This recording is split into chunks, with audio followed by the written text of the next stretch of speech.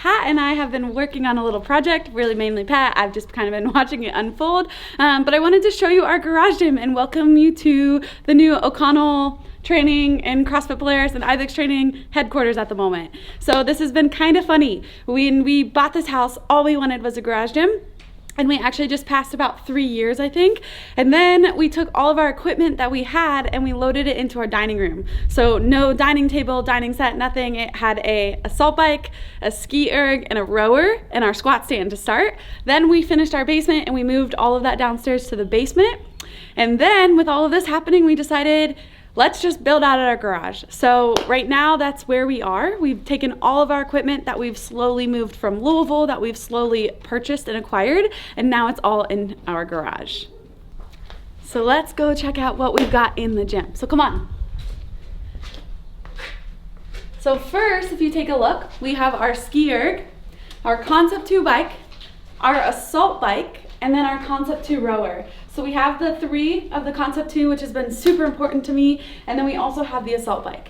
The one machine we do have that we don't have out here because we want to keep as much floor space as we possibly can is our assault runner. So that's just right inside of the house, and I typically will use that maybe on days that it's not as nice outside, or I'll just run back and forth. It's not hard.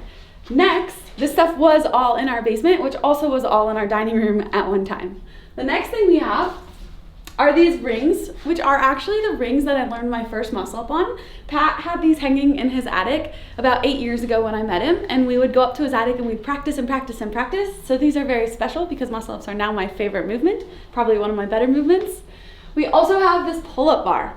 It's not a spiel bar. I can't do bar muscle ups on it, but I can do just about anything else. I can do kipping pull-ups, I can do toes to bar, I can do, pretty much anything else. Lots of strict pull-ups. We've got a weight belt for some weighted strict pull-ups. And then we have this awesome squat stand. So this squat stand, all you do is raise it up and we can move it around anywhere that we need to. It actually, so you just pick it up, just move it out to the front or wherever we want to go with it. This is something that Pat probably acquired almost 10 years ago from the first gym, Derby City CrossFit, which is actually where we met. So this is also very special to us. From there, we've just got some plates. We've slowly been acquiring plates. We don't have any 15s, maybe we'll get some soon. But we've got a set of old 5 pounds, lots of 10s, some old 25s. We got these at 45-pound Rogue plates at the garage fitness sale at Rogue a year or 2 back. We found some old bumper 45s. And I think we've just slowly been acquiring these plates. I don't think, I know. But what we've been doing is, we'll check out Play It Again Sports, or we'll just check out and see if anybody has any sales. We haven't gotten them all at once. We've slowly been adding them to them because plates can be expensive. The next piece we have is our whiteboard. So this was in Patrick's office, and we decided we definitely needed somewhere to write some workouts down. So we currently just moved it from the office down here, and we can use pen and paper up there for now. We've got a second set of rings. So wooden rings, you can see my feet are actually still on the ground. That's okay. So kipping muscle ups probably aren't going to be happening, but I can work on strict muscle ups. And I think just like anything else that we do, if you can do strict, you can always probably do the kip, or it's just a technique thing that you need to work on, but you'll have the strength. So strict's not always bad, it's actually better. The other piece I want to touch on are these cool signs on the wall. So this is stuff we've just been holding on to, just standing up in our garage collecting dust, and now we actually get to hang them, which is super cool. So Go On, I love Go On. It's a stretching routine that I've been able to stick with. It's an app, it gives me a timer, it tells me what to do, so I absolutely love it. Noble is the best. You guys should check out everything Noble. I just love them. And then I've got my name from one of the 2017 regionals. We've got CrossFit Polaris from when CrossFit Polaris sent a team to regionals. And then also Patrick's name. And those 2 signs are actually from the 2014 regionals. So we've kept those almost 6 years now, which regionals isn't even a thing anymore. If you don't know what I'm talking about, it was those competitions we used to qualify for and go compete at. Next, in our gym, we've got some kettlebells. So still acquiring, it'd be great to have maybe 2 of each, but we can make do. We do have some lighter ones. We've got a 35, a 53, and a 70. And then we've also got a 50-pound dumbbell, a 35-pound dumbbell, 25, and 1 small light set of dumbbells for burnout sets, for our tricep extensions, for biceps, and things like that. We also have some bands. So we can do some banded squats in here, which we'll be bringing to you. You guys have seen a lot of our banded videos. We've got a couple or 2 green bands for that. A female Bella bar and then a Rogue bar. I'm not sure which one this is. I think it's just the Rogue 2.0. And then we've got a bamboo bar. So we can do some banded bench press and pressing and all sorts of things like that.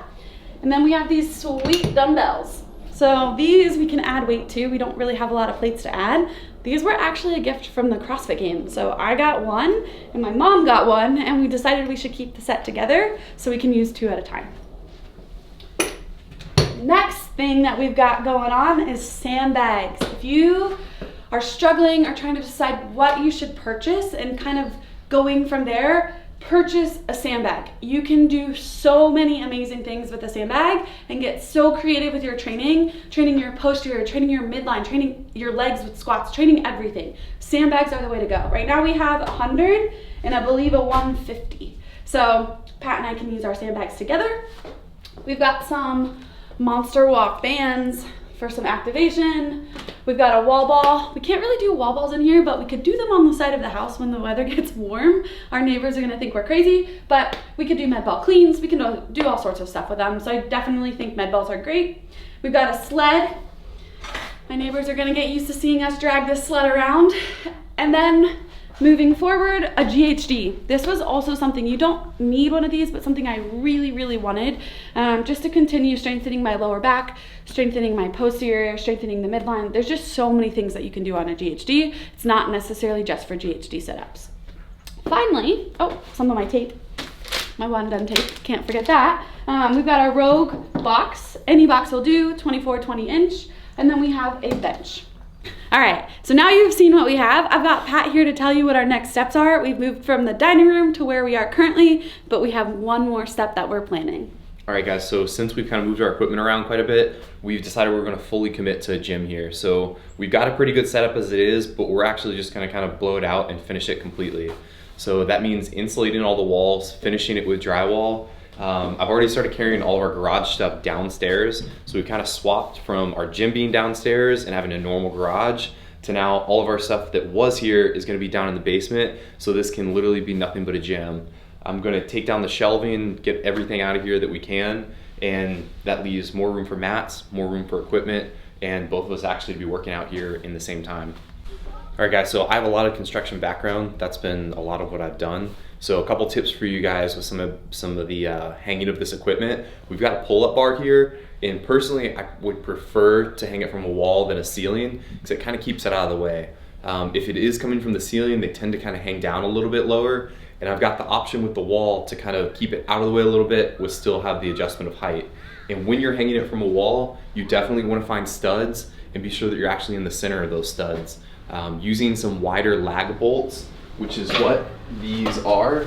These aren't just screws, they're great big bolts. Those are big enough to where they can split a stud behind the wall. So you want to be sure that you're actually in the meat of the stud. So being diligent, maybe using a test screw to be sure that you're anchoring in there, you don't hear anything split. And we've actually got 4 per side, 2 on the bottom and 2 on top to be sure that that's really secure to the wall. And if you're hearing any cracking or popping when you're doing anything hanging from that, you should probably double check that you're actually anchored well into the wall. Maybe even more importantly, whether you're hanging a pull-up bar or a set of rings from the ceiling, we all probably know that we've got ceiling joists that are running one way or through our garage, but I would suggest not actually directly attaching to those because they're typically pretty long, and if you have a bolt hanging from each one with a set of rings, there's going to be flex and you're going to be pulling on those. And at the very least, you're highly likely to be putting cracks in your drywall because your ceiling's going to be flexing. So if you can attach a 2x6 to multiple joists first towards dispersing the load and then hang your rings or pull-up bar from that, it's going to last a lot longer and you're not going to be cracking the ceiling of your garage. So once you guys do have a 2x support that's attached to multiple joists up in your ceiling, then you kind of got the flexibility to add eye hooks wherever you want on that, and it doesn't have to be separated just between those studs. So the eye hooks make it easy to get your rings on, and they also give you some flexibility of where you actually want to hang those. Yes, we have a lot of equipment, but I think it's important to touch on I mean, we feel like we have a lot of equipment, but this has been years and years of us accumulating equipment and moving it around as we've moved. So I think for you guys, the most important piece is gonna be first, start with the basics. Start super, super basic. Maybe a sandbag, a dumbbell or a kettlebell. If you're really into barbells, maybe a barbell in one of each plate at the most. Start with, you know, a budget. Make sure you're gonna use it. As you begin to use it, then you can keep adding to it. You don't have to buy everything brand new. Our rower is used from the University of Louisville when they were getting new ones. Our plates, all of them are used. Our barbells are used. Our squat stand is something that the gym was unloading. Just make sure you're checking out Craigslist. Make sure you're checking out Play It Again Sports. Check out all of these places. It doesn't have to be brand new equipment, and that will also help you stay under a budget. If I were starting out, I definitely would start with a dumbbell or a kettlebell because you can typically do similar movements with both, and probably a sandbag. I think the Rogue 100-pound sandbag shell is maybe around $99, and then sand is super cheap. You can do a ton of sandbag deadlifts. You can do sandbag squats to strengthen your midline, strengthen your posterior. And then from there, see how much you use it. See if you like it. A jump rope. If you can't get outside and run or a machine's too expensive, a jump rope would be perfect for that cardio stimulus. Right now, especially with everything going on, we're just gonna stay in our gym and train and stay home and do our part to flatten the curve. So you're definitely gonna be seeing quite a bit more workouts come from our garage gym. Yeah, we are already making a ton of use of this, partially just because we're stuck at home, and also just because it's really enjoyable and the weather's changing. So you're probably going to see a lot more here, and see us keep building this thing out too. Yeah, we can't wait to share more with you guys, and as we continue to finish it, so as he starts drywalling and insulating and taking down all the shelves, we'll keep you guys updated on the status of our home gym. Thanks for tuning in. Get your workout in today, and have a great day.